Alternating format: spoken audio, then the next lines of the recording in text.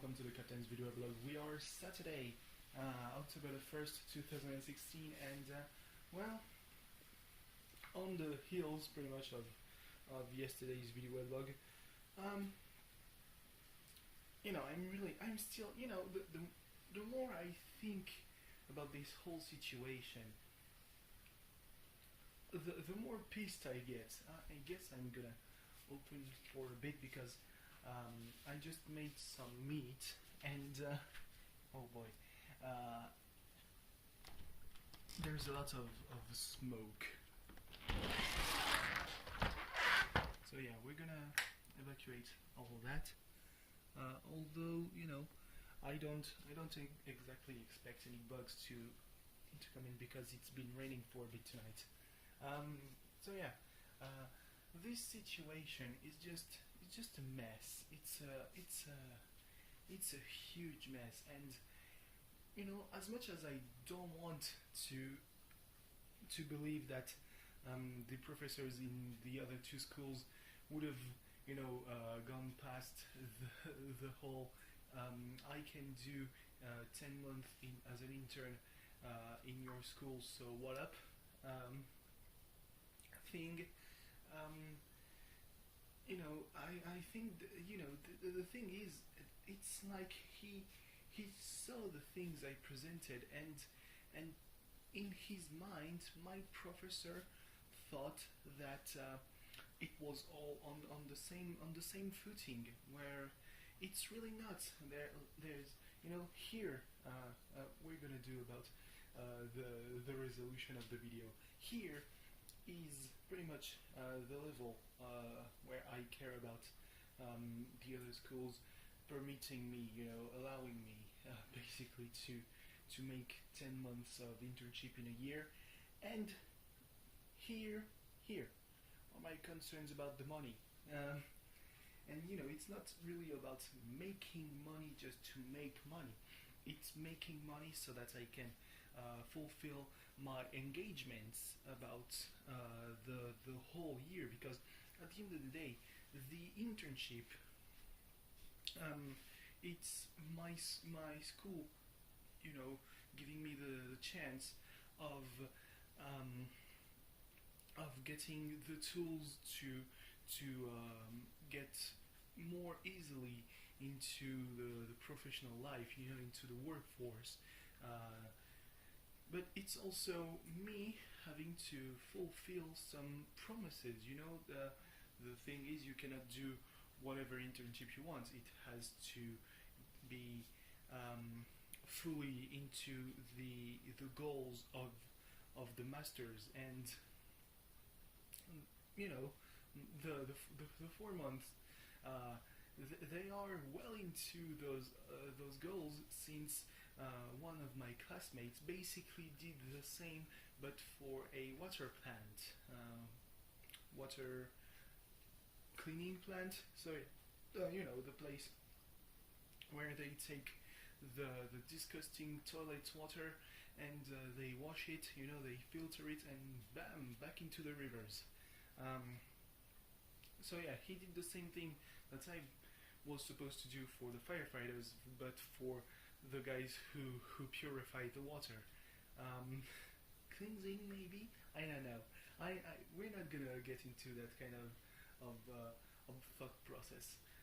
So yeah, I don't, and he's telling me, yeah, basically your 6-month internship is supposed to give you all the tools. And I'm like, yeah, sure, but if I can get more of the tools, with an additional 4 months, how bad can it be? I'm not attending any classes, so there's this problem already out of the window. I'm not living near Montpellier, so I couldn't attend classes even if I wanted to. And finally, it's just helping me make money, so that I don't have too many restrictions. The main restriction is going to be, are they close to my house? Because if I take the bus, the earliest bus leads me to Narbonne. I arrive at 8 a.m. and pretty much the same time in Carcassonne. So this is just, if I then need to take the train, which is, you probably agree with me, but I would spend between maybe I don't know, around too much money, actually, because 28 days, I know that it's not 28 days, it's basic at most, 4 weeks of 5 days, and you had a couple of days, that's 22 days a month. 22 days a month, you multiply that by 25, or 30 to 40 euros. That is a lot of money, and that is actually an amount that most internships don't even offer monthly, and that is, so that I don't have to pay the deficit. I'm actually in a even worse situation because I cannot pay the deficit, so I would have to spend between 500 and 800 euros on the first month on train expenses. That is a lot of bullshit. I remember when my first year in Montpellier, I couldn't take I was forced to take the train every morning to Montpellier and every night, so that some classes just went out of the window, such as the class on Monday morning that was at 8 a.m., which was not realistically doable, unless I would go to a hotel room as I did for the exams. But doing that every fucking Sunday would have probably made me a mess. So yeah, I took not. My parents agreed to make me take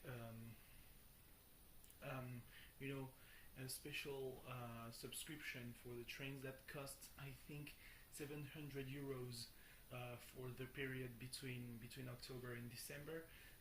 But I didn't have to pay for the train ticket, so I think that around a month and a half in, I was well into it was, I wasn't being in a debt anymore. I actually think I saved a lot of money to both my parents and I, because I had my scholarship on social grounds accepted, agreed, after proving that the second year of prepa I just completely fucked up because of my health.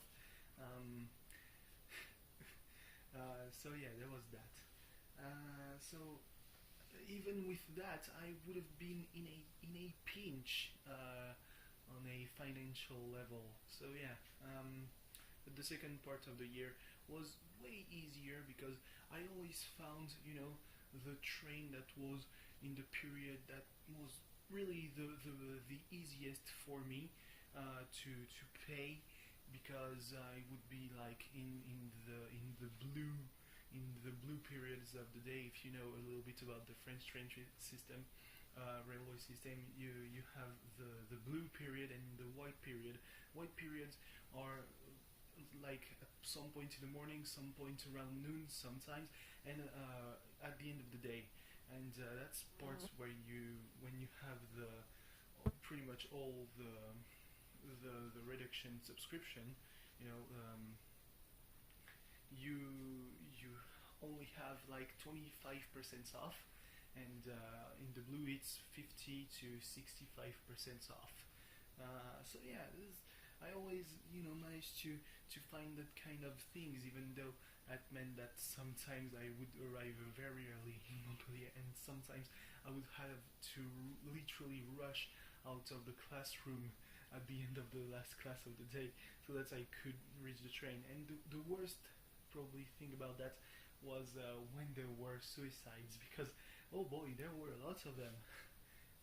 I didn't expect that, because when I took the train to Po, there were some suicides over the 2 years, maybe 5, but in the maybe the first 3 months where I was studying in Montpellier, we were about 10. One day it even made me miss classes because it was literally 20 kilometers from Montpellier. So yeah, really bad place for some kind of accident like that to happen. But this time it wasn't actually a suicide. It was really an accident. The person was driving their car, and they fell asleep, and the car stopped on the rails, and boom. So yeah. Anyway, what can I say? There's really nothing to talk about on a Saturday. I've seen Toulouse miss a lot of shots against Caen, and it came back to beat them, and it came back to bite them in the ass when they lost on a penalty kick. Uh, Montpellier blew a 3-1 lead to be level 3-3 with, I think, Deschamps. Metz had a 7-0 blowout against Monaco. They lost pretty heavily, like 4 goals in the last 25 minutes. Ooh, that has to sting. And finally, what was there? I think Paris won against Bordeaux, but Paris winning. I loved Julen Lopeteguy's line. It was a logical defeat. Nothing is really logical against Paris now. When you see that they can lose 2-0 to Toulouse, you just have to believe in yourself, because I don't think that Toulouse is that much better than Bordeaux. Sure, they won 4-1, I think, against Bordeaux. That doesn't mean anything. They are in a roll. You are a great coach, Mr. Julen Lopetegui. You need to believe in yourself. There's a reason why you're not coaching Gengar anymore. So yeah, basically that's that. Maybe, oh yeah, Emeric Laporte has been called by Didier Deschamps for the next 2 international games that are going to happen, I think, next week, and around the course of the next couple of weeks.